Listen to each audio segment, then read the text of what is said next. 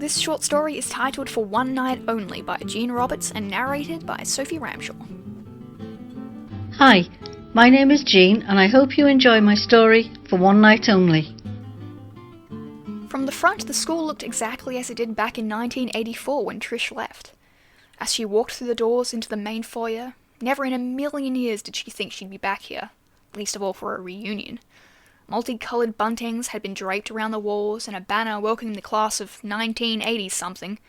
The banner had started to come away from its anchor on the right-hand side, making the last digit unreadable. She could hear music coming from the main hall, and flashing lights pulsed through the glass panels dividing the foyer from the hall. Closing her eyes, for a moment she let the music wash over her, and it took her back to the Christmas discos. There had been some good ones.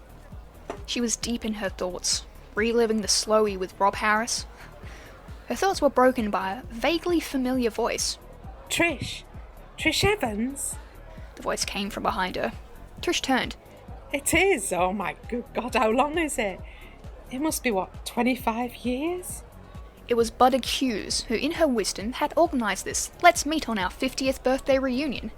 In a bear hug of an embrace, Trish's arms were pinned by her side as Buddig screeched in joy. But Doug, this looks fantastic. Trish nodded towards the decor. Oh shucks, it was nothing. Listen, come and meet the others. She grabbed Trish's arm and began moving her towards the double doors, which led down into the hall. Colin, Mary and Claire are here and do you remember? Buddig paused and moved closer. Paul Wilson. She winked. Trish's heart sank as she remembered Paul Wilson only too well. The word narcissistic was made for that man, and she dreaded the thought of seeing him. Before we go in, I need to pop to the loo. Back in a minute. Walking down the corridor to the toilets, it struck Trish how faded the place was. It all seemed a lot smaller. The high ceilings weren't so high. The corridor down to the head's office wasn't so long. It was ordinary. Very ordinary. Even the toilet block seemed smaller. Trish smiled at her reflection in the cracked mirror above a basin, remembering how her best friend Emma would drag her in here for a ciggy before French.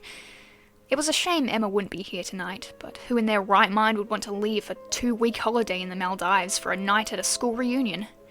Before coming here tonight, she'd remembered school as huge and, at times, intimidating, and, if she were to be honest with herself, she had not been looking forward to going to this reunion. But school wasn't big and scary, it was just a building.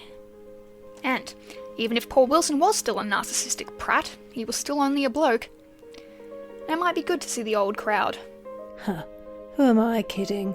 She said to herself as she pulled on the heavy green door and walked back up into the corridor. Along the wall were photographs of head boys and girls over the years, and the high achievers, the sports teams and individuals that had won things, smiling and holding their various trophies and certificates.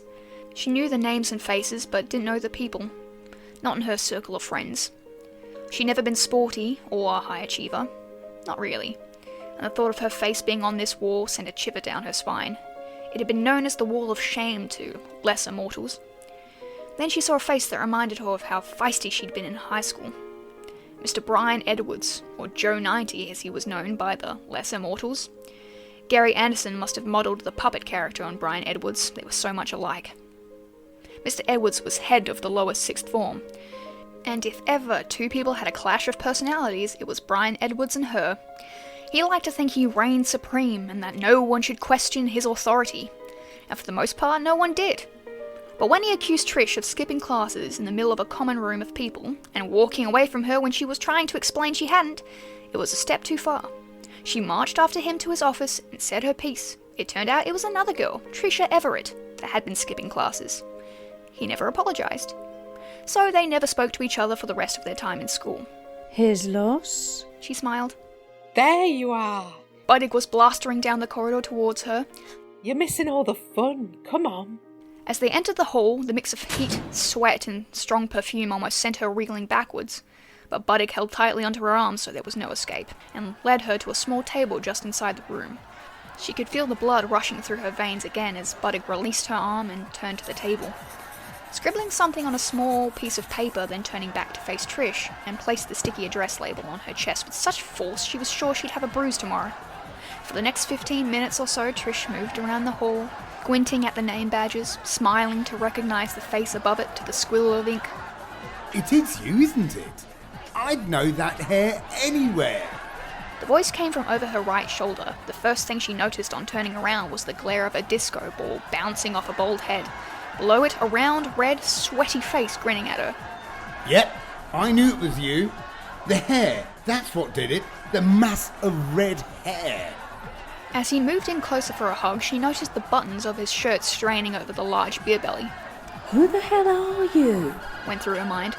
She was aware that his mobile phone was ringing, although it could only just be heard over the sound of the music. Your phone's ringing.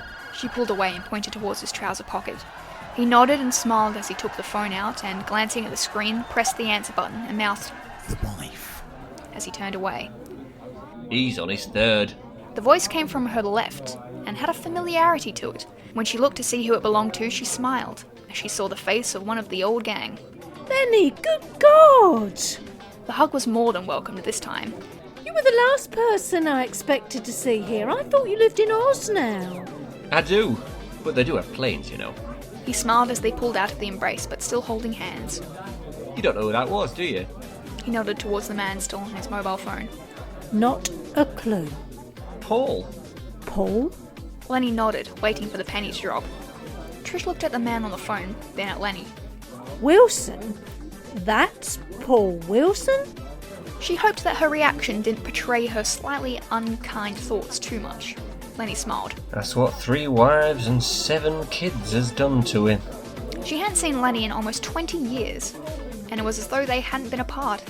For the next few hours, the two of them chatted and danced and laughed. You could always make me laugh.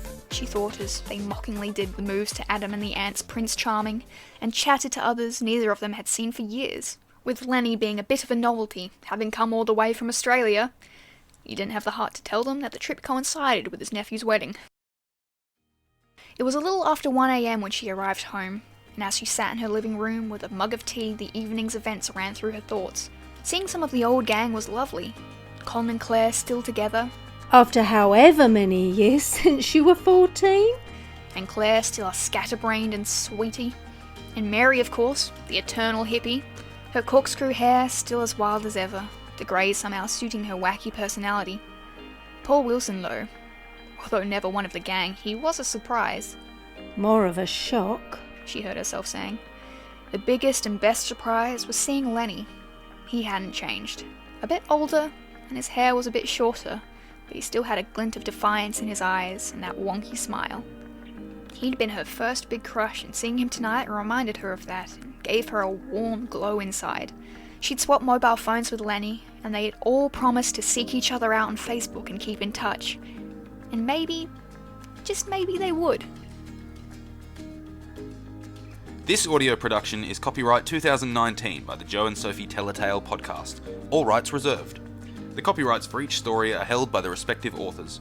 No duplication or reproduction of this audio program is permitted without the written consent of Joe and or Sophie. This episode of Joe and Sophie Tell a Tale was narrated by Sophie Ramshaw and featured the voice talents of Gail Taplin as Trish Evans, Becky Lingwood as Buddock Hughes, Kif Van Brooklyn as Paul Wilson, and Ben Stroud as Lenny.